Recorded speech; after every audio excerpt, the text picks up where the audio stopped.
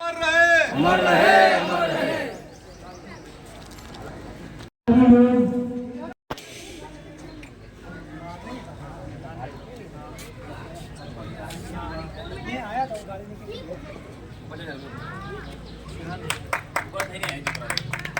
सुरेश भाई का सम्मान प्रथम जी ने ज्वाइन कर लिया।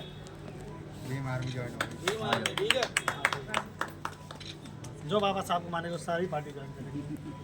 दो तीन ठीक है ना भाई।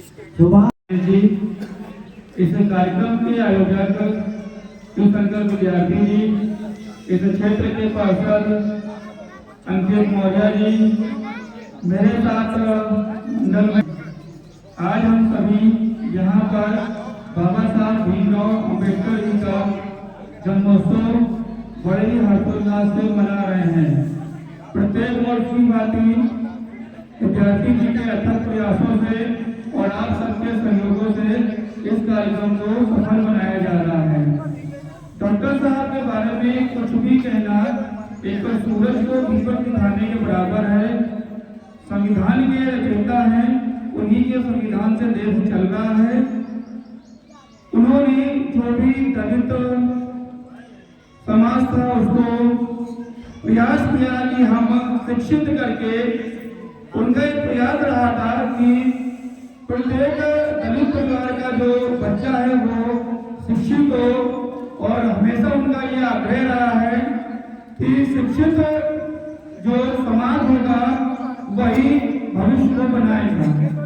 तो इस उपलक्ष्य में बहुत ज्यादा न कहकर मैं अपनी वाणी को विराम देता हूँ। पुनः इस कार्यक्रम के आयोजक शिवशंकर विद्यार्थी जी को बहुत बहुत धन्यवाद देता हूँ।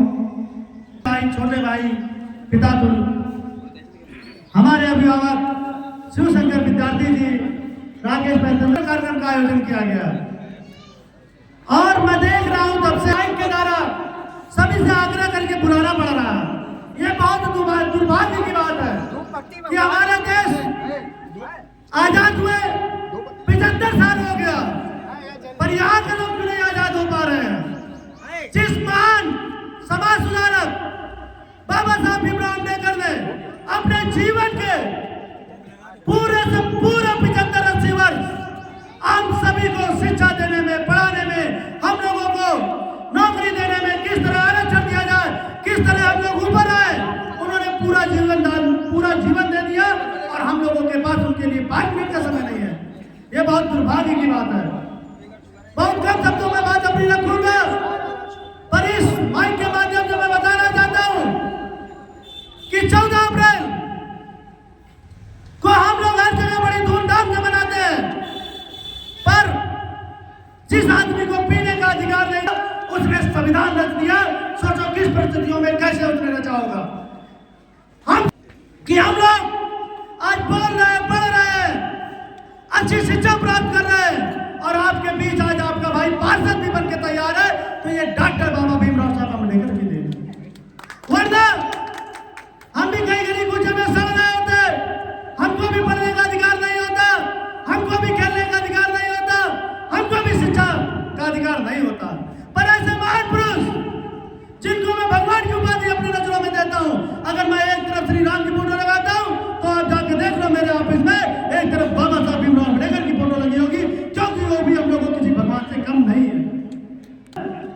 अपनी आखिरी में बात कहते हुए मैं अपनी वाणी को विराम देता हूं कि चाहे वो भाजपा हो, कांग्रेस हो, बसपा हो, समाजवादी पार्टी हो, यदि बाबा साहब की बात आए, हमारे बीच बहुत देर में हमारे चाचा रामलाल चाचा आए हैं, इनका हार्दिक स्वागत अभिनंदन वंदन किया जा रहा है। बनाइए आज संविधान की वजह से ईडब्ल्यूएस भी 10% समान वर्गों को भी मिल रहा है।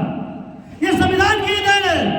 इसलिए जब भी बाबा साहब की बात आए या बाबा साहब का जन्मदिन की बात आए, तो मेरे भाइयों, मित्रों, बहनों, माताओं, एक दिन अपने घर का चूल्हा बंद कर दो, एक दिन अपनी दुकानें बंद कर दो, क्योंकि जिस आदमी ने 70 साल अपने आंख बंद करके समाज के लिए अपने आप को बिल्कुल इतना दर्द दिया होगा, आप कल्पना नहीं कर सकते।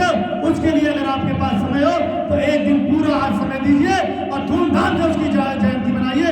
इसी बात को मैं अपनी वाणी को समाप्त करता हूँ। बोलो बाबा साहब अमर रहे, बाबा साहब अमर रहे, बाबा साहब अमर रहे।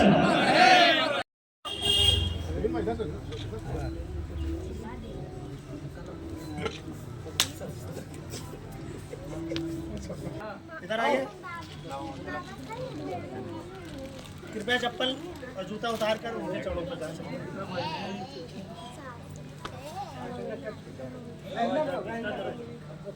Adilna director jawab.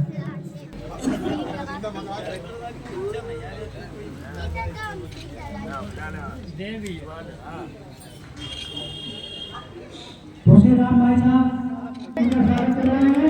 तालियों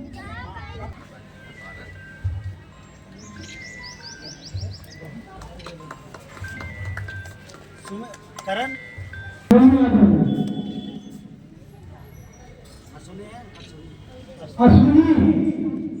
अश्विनी जहाँ गए हमारे भाई रामचंद्र जी का स्वागत करें। तालियों से स्वागत करें आपका जी। ये दोस्ती कभी नहीं टूटेगी।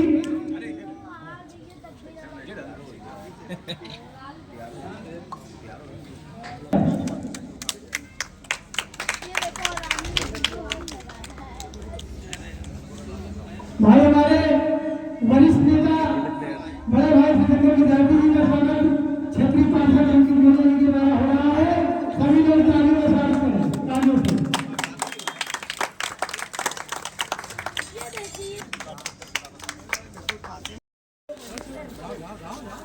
उसको एक एक दे रहे, आगा नहीं दे रहे, फिर दोबारा न हो लड़ाई न करना।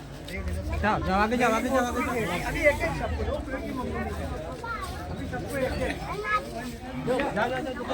आ गया। हाँ बच्चों, हाँ आ जाए। हुए रामलाल जी हुए